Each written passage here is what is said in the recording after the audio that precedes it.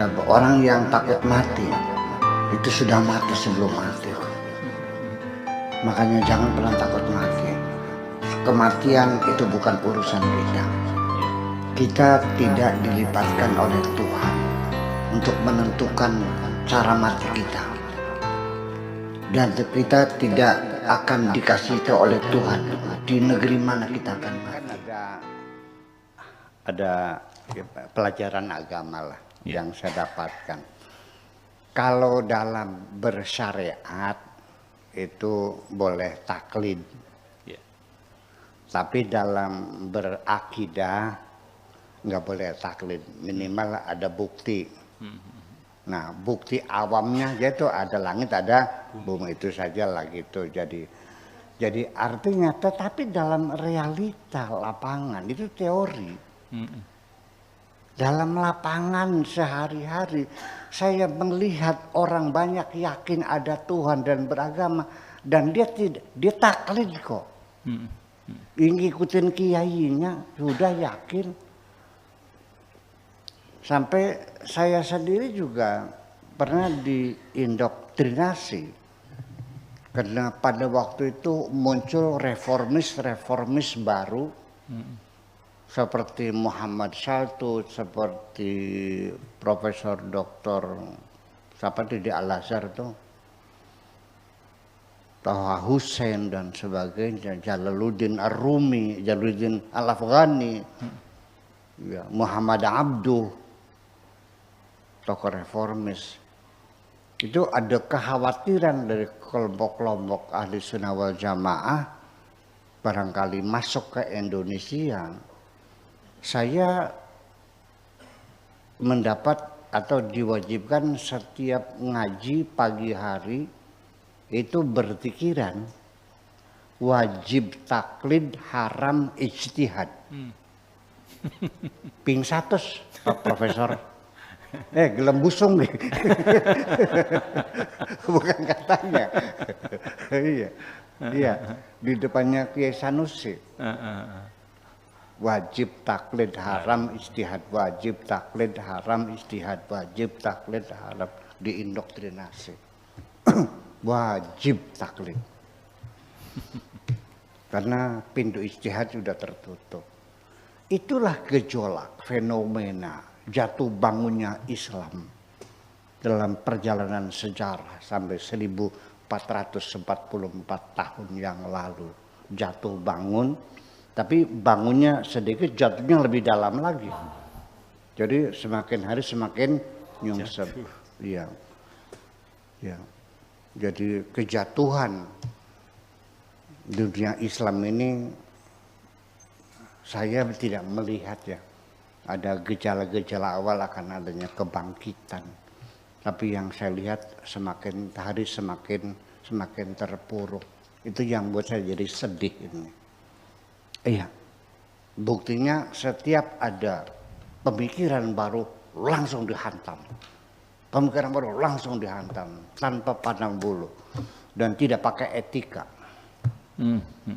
Iya, dan ini keras sekali. Makanya ya kita harus berani keras lagi, ya supaya berimbang semuanya itu.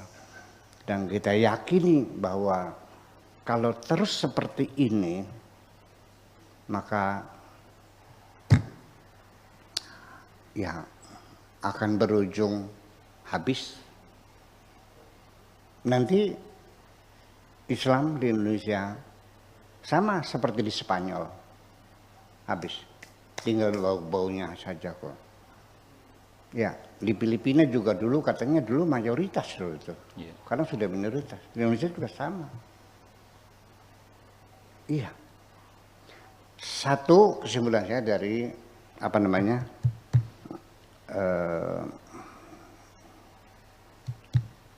closing statement saya ini, yang menyebabkan umat Islam semakin hari semakin terpuruk adalah karena umat Islam sudah meyakini bahwa Islam sudah sempurna, sehingga tidak perlu berpikir, tidak boleh meneliti, tidak boleh mengoreksi, tidak boleh merevisi, sudah sempurna. Islam memperbolehkan perbudakan, maka itu benar. dan untuk selamanya perbudakan boleh. Ketika Arab Saudi melarang perbudakan atas desakan Amerika juga didemo. Kenapa berani melarang perbudakan? Allah tidak melarang. Berarti raja kafir. Wa man lam yahkum bima anzalallah faulaika humul kafirun. Di Indonesia juga sama. Begitu negara melarang kawin paksa anak perempuan, dipaksa kawin dilarang, juga didemo DPR waktu itu. Bagaimana melarang sesuatu yang tidak dilarang Tuhan? Tuhan tidak melarang pemaksaan. Mengapa negara melarang? Berarti undang-undang perkawinan Indonesia batal demi syariat Islam. Ngeri nggak? Ngeri nggak? Untung pada zaman itu, zaman Pak Harto tangan besi. Ya, bisa dihalau semua itu dengan saja. Jadi seperti itu, perbudakan ya boleh. Anak perempuan dipaksa ya boleh. Ini kan saya bertanya, perempuan itu manusia bukan sih? Kok dinistakan seperti itu? Apa betul Tuhanmu menistakan kamu seperti itu? Nah ini kan persoalannya. Ini persoalannya. Selagi Anda meyakini Islam sempurna, Anda berhenti berpikir, Anda hanya mengatakan apa adanya. Betul enggak? Cebok pun tidak boleh pakai tisu. Harus pakai apa? Pakai batu. Karena Nabi tidak pernah pakai tisu. Bid'ah. Apakah kita ingin menawarkan Islam seperti ini? Kira-kira laku enggak? Perbudakan boleh. Beli perempuan boleh. Wa in khiftum alla ta'dilu fawahidatan aw ma malakat aymanukum. Beli cewek aja di pasar deh. Apakah betul Tuhanmu mengizinkan perbudakan? Dan ternyata di dunia ini bangsa yang paling terakhir membebaskan perbudakan adalah bangsa-bangsa yang beragama Islam. Saudi itu baru tahun 1960 baru menyatakan bebas perbudakan. Itu pun kepokoh. Apa kepokoh bahasa Indonesianya? Kepokoh dipaksa oleh Amerika sebagai persyaratan bantuan ekonomi dan bantuan modernisasi persenjataan militer Saudi. Syaratnya perbudakan dibebaskan. Ya. Tetapi setelah itu masih ada praktek perbudakan di Mauritania, masih ada. Sebelah Sahara Barat, dekat Maroko, di sana masih ada umat Islam. Ya kenapa? Karena Tuhan tidak melarang. Harun ar-Rasyid itu raja Islam yang sangat terkenal, yang mendukung ilmu pengetahuan, itu selirnya 400.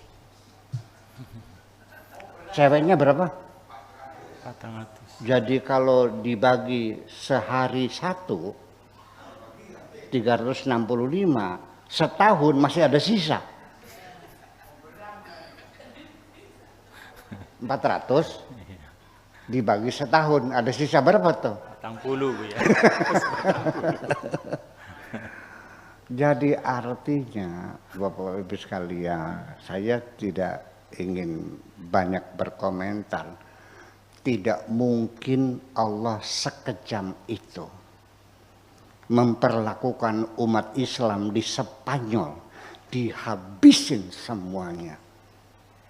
Tidak ada sepotong manusia muslim pun yang tinggal di Spanyol.